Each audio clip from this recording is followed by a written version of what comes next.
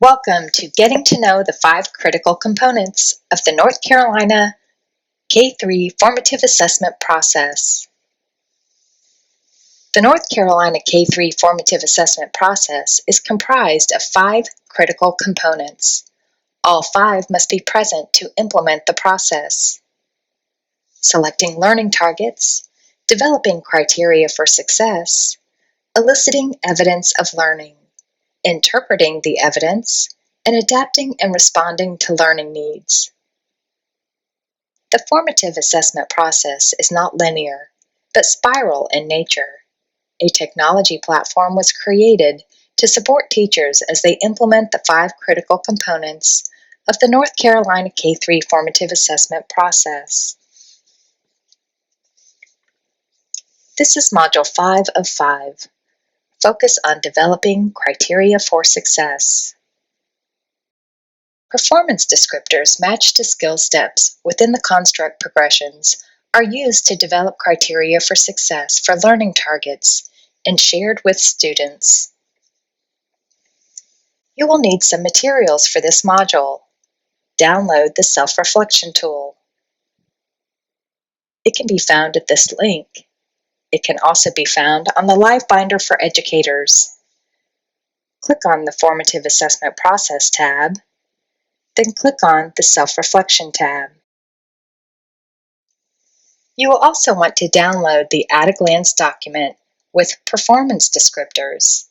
It can be found on the Live Binder for Educators.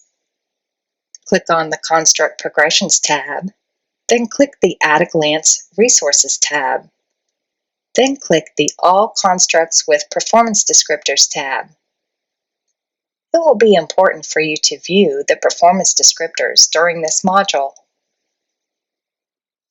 You may also want to download North Carolina Construct Progressions and Situations book. It can be found on the Live Binder for Educators. Click on the Construct Progressions tab. There are 2 goals for this module. Participants will gain an understanding of how to use performance descriptors from the construct progressions to develop criteria for success, engaging students in the development when appropriate. Provide exemplars modeling to illustrate criteria for success, and opportunities for students to refer to these criteria while learning. Some students may require scaffolding and support. Let's take a look at the first module goal. Use performance descriptors from the construct progressions to develop criteria for success, engaging students in the development when appropriate. So how do I do this? First, select the student's learning target using the next step along the construct progression. We learned how to do this in Module 4, Selecting Learning Targets. Once you've selected the learning target, use the performance descriptor matched to the learning target to develop criteria for success. Do this with the student or a small group of students as appropriate. Let's look at an example together. In Kimberly Harshaw's classroom in Orange County, this student created a Play-Doh pancake, cut it into pieces, and said 10. Then she rearranged the pieces on the plate and said, "I have 10 pieces," without recounting the pieces. So her current learning status is Skill F along the object counting progression for cognitive development. So her current learning status is Skill F, which makes her learning target Skill G. Let's take a look at that. Here I have just a piece from the at-a-glance document that includes the performance descriptors. See if you can find this on the at-a-glance document. For object counting, Skill G with the performance descriptors listed below. Learning target, Skill Step G. This is the learning target for Kimberly's student. Continues the counting sequence when one object is added to the set without counting all of them again.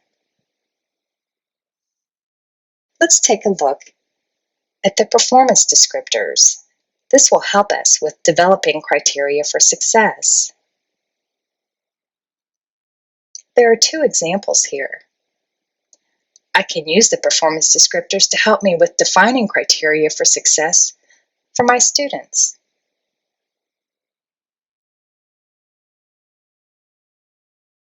Reviewing the performance descriptor helps to define what success looks like in classrooms for this skill step.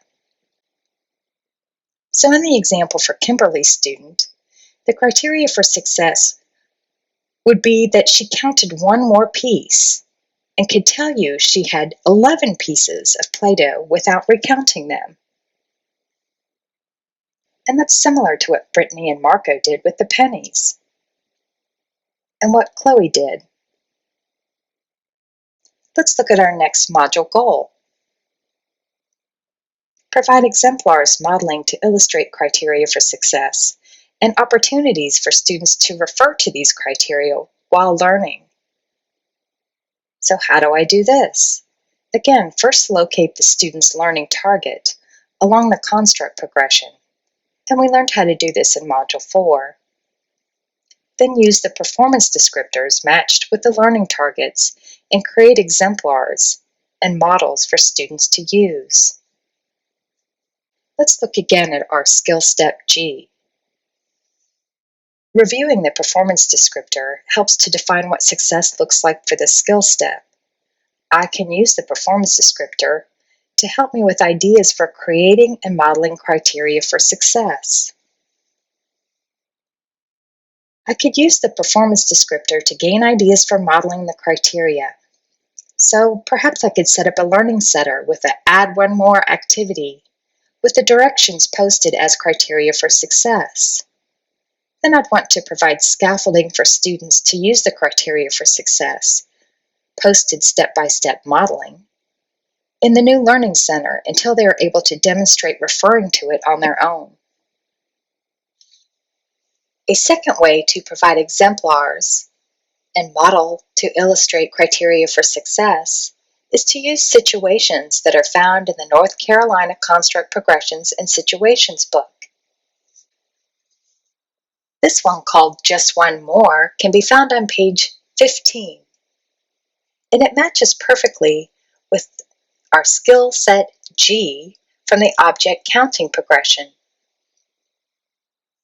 Here, the teacher models the Just One More activity, and then she can observe students and elicit evidence of learning. Developing criteria for success using the technology platform. Choose what works best for you. The platform contains the construct progressions, which can be viewed when you have documented evidences. Then you can view the recorded students' learning statuses, identify the learning target, and click to view the performance descriptors within the platform to develop the criteria for success. Teachers have also used flipbooks and at-a-glance versions of the construct progressions. You can use these to view the next step along the progression to determine the learning target and use the performance descriptors to develop criteria for success, as we did in this module. Let's do a quick review. This is Module 5 of 5 with a focus on developing criteria for success. Performance descriptors matched to skill steps within the construct progressions are used to develop criteria for success for learning targets and shared with students. There were two goals for this module. Participants will gain an understanding of how to use performance descriptors from the construct progressions to develop criteria for success, engaging students in the development when appropriate, and provide exemplars modeling to illustrate criteria for success and opportunities for students to refer to these criteria while learning. Some students may require scaffolding and support. Let's do a self-check. Use the self-reflection document you downloaded at the beginning of the module. Complete the section for determining criteria for success by checking one of the following: in place, partially in place, or not in place for these two items. With a partner or individually, set a goal for developing criteria for success. Describe how you will reach your goal. For example, use the performance descriptors to develop a small group lesson to share with my students that models the learning target skill. Meeting your district professional development is important to our regional implementation team. Module development is a result of regional needs assessments. Continuous feedback is valuable to our team. Send ideas for future modules and feedback regarding this module to Chris O'Brien at the email on the screen.